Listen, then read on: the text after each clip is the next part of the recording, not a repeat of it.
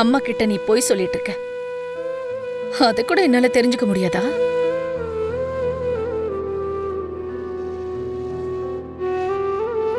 உன்னோட மனசுல ரொம்ப ரகசியமா வச்சிருந்த எண்ணத்தை மனிஷா கிழிச்சு போட்டுட்டா. இது எல்லாத்தையும் ஒட்டி உன் கூட வச்சுப்பியோ இல்லனா தேவையில்லைன்னு நீ கிழிச்சு போடுவியோ அதுவும் விருப்பம்.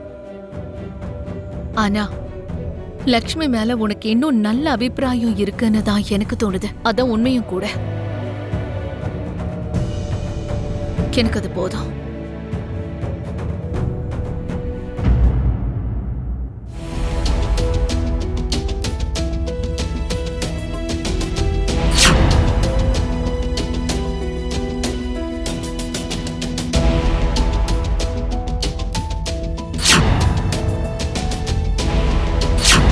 மருமக லக்ஷ்மி அவங்க பேர்ல இருக்கிற எல்லா ஷேரையும் எனக்கு வித்துட்டாங்க. அதுக்கு சம்பந்தப்பட்ட டாக்குமெண்ட்ஸ் இதுதான்.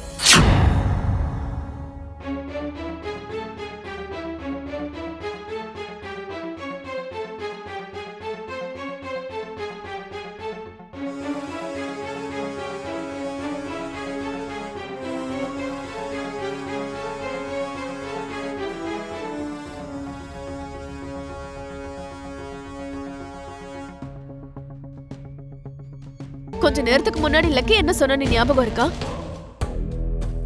லக்ஷ்மி போட்டோ மித்ரா ரூம்ல கிடைச்சுதா? மித்ரா ரூம்ல அந்த போட்டோ இன்னும் எதுக்காக இருக்கு? மித்ரா ரூம்குள்ளதான் அந்த போட்டோ இருக்கா? அப்படி இல்லனா மித்ராவோட மனசுக்குள்ளேயும் லக்ஷ்மி இருக்கலாம். சரியா போச்சு. ஒரு சின்ன போட்டோவை பார்த்ததுக்கே இவ்வளவு டென்ஷன் ஆயிட்டு இருக்க.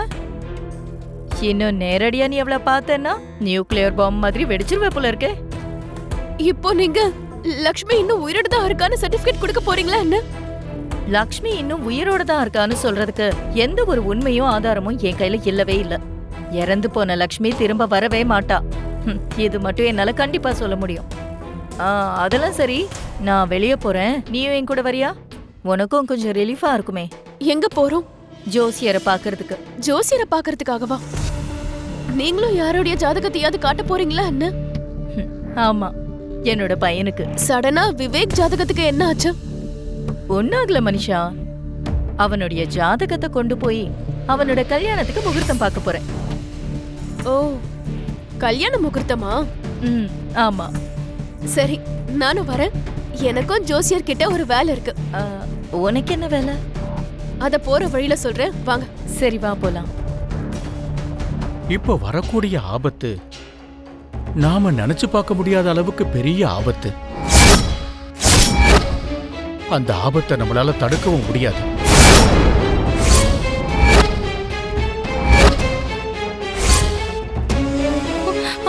அப்படியெல்லாம் சொல்லாதீங்க ஜோசியர். இதுக்கு ஏதாவது ஒரு வழி கண்டிப்பா இருக்கும்ல? வழி இல்லைன்னு நம்புறதுக்கு ஒரு காரணம் இருக்குமா?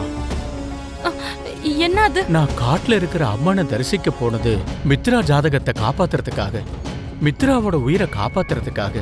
ஆனா என் கண் முன்னாடியே மித்ராவோட ஜாதகம் அக்னியில கொழுந்து விட்டு இருக்கு.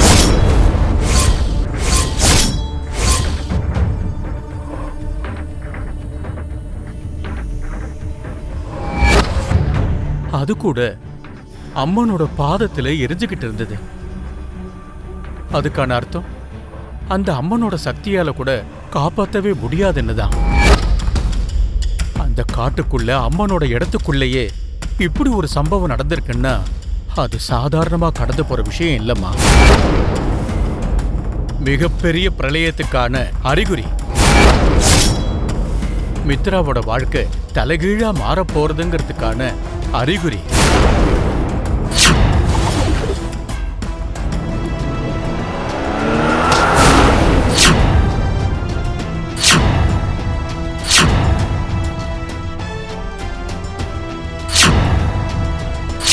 உங்ககிட்ட நான் உண்மையை சொல்ல விடாம என்ன அடைச்சு வச்சிருந்ததே இந்த மனிஷாதான். ஆனா அதிர்ஷ்டவசமா என் பேரு வெளியே வராம போச்சு. ஆனா உன்னை மட்டும் அவர் பார்த்ததும் சபிச்சிருவாருன்னு எனக்கு தோணுது. ஆண்டி, எனக்கும் அதே டவுட்டா தான் இருக்கு. என்ன அவரை ஆசிரமத்துல அடியாத எடுத்து வைக்க விடுவாரா? இங்க பாரு, நமக்கு நம்ம வேலைதான் முக்கியம். அதனால நீ ஜோசியர் முன்னாடி ஓவர் ஆக்டிங் பண்ணாம கொஞ்சம் நல்லபடியா நடிக்கணும். மத்ததெல்லாம் நான் பாத்துக்கிறேன். சரிங்க ஆண்டி. அது சரி, நீங்க எதுக்கு விவேக் விஷயமா ஜோசியரை பார்க்கணும்னு சொல்லிக்கிட்டு இருக்கீங்க? அவர் சொன்ன வார்த்தையெல்லாம் நீங்க பெருசா நம்ப மாட்டீங்கல்ல? அதுவும் உண்மைதான். ஆனா மித்ராவோட கண்ட விஷயத்துல ஜோசியர் என்ன சொல்றாரோ அது அப்படியே நடக்குது. அதனாலதான் ஒரு சின்ன கன்ஃபர்மேஷன் பண்ணிக்கலாம்னு நினைச்சேன். அப்பதான் எனக்கும் மன நிம்மதியா இருக்கும்.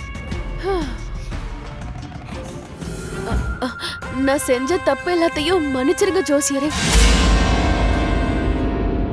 நான் செஞ்ச தப்ப உணர்ந்து தப்பான வழிக்கு போறத நிறுத்திட்டேன்.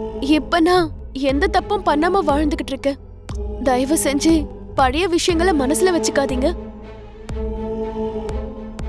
மனிஷா இப்ப எதுக்காக ஓவர் ஆக்டிங் பண்ணிக்கிட்டு இருக்கா? இது மனிஷாவோட கேரக்டரே கிடையாது. அது சரி, எதுக்கு வந்திருக்கீங்கன்னு சொல்லுங்க. நான் விவேக்குக்கு கல்யாணம் பண்ணணும்னு நினைக்கிறேன். யார் கூட பண்ணணும்னு முடிவெடுத்துட்டேன். விவேக்குடைய ஜாதகப்படி நாங்க முடிவு பண்ண அந்த முகூர்த்தம் நல்லா இருக்கா இல்லையான்னு சொன்னா மட்டும் போதும். இந்தாங்க ஜோசியரையா.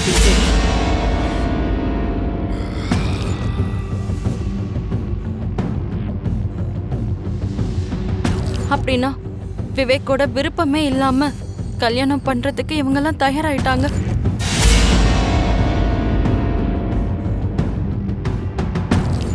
என்ன தேவயானி, விவேக்குக்கும் ஜானவிக்கும் கல்யாணம் பண்ணணும்னு தானே நீங்க நினைச்சீங்க? அது நினைச்சது எங்க அக்கா ஜோசியரையா, நான் இல்ல. அந்த ஜானுவை மருமகள் ஆக்கிக்கணுங்கிற எண்ணம் எனக்கு சுத்தமா இல்ல. இங்க பாருங்க ஜோசியரே, கொஞ்ச நாளைக்கே முன்னாடி எங்க சொந்தக்காரங்கள்ல ஒருத்தங்களுக்கு இப்படிதான் விருப்பம் இல்லாம கல்யாணம் பண்ணி வச்சாங்க. கல்யாணம் ஆன மறுநாளே அந்த மாப்பிள்ள வீட்டை விட்டு ஓடி போயிட்டான். இப்ப வரைக்கும் அவன் எங்க போனானே தெரியல. அவங்களுக்கு ஒரே ஒரு பையன்.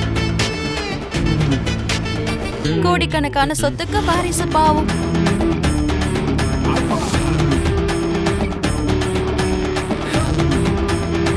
நல்லா யோசிச்சு முடிவெடுத்துக்க சொல்லுங்க. ஹலோ, என் பையன் மத்தவங்க மாதிரி ஓடி போக மாட்டான். நான் ஒரு கோடு கிழிச்சனா அது என் பையன் தாண்ட மாட்டான். அந்த கல்யாண பையனோட அம்மாவும் இப்படிதான் நினைச்சாங்க. பாவம், கடைசியில என்ன ஆச்சுன்னு தெரியும்ல. இங்க பாருங்க ஜோசியரையா, கண்டவங்களோட அட்வைஸ் எல்லாம் நான் கேட்க தயாரா இல்ல. நீங்க சொல்லுங்க.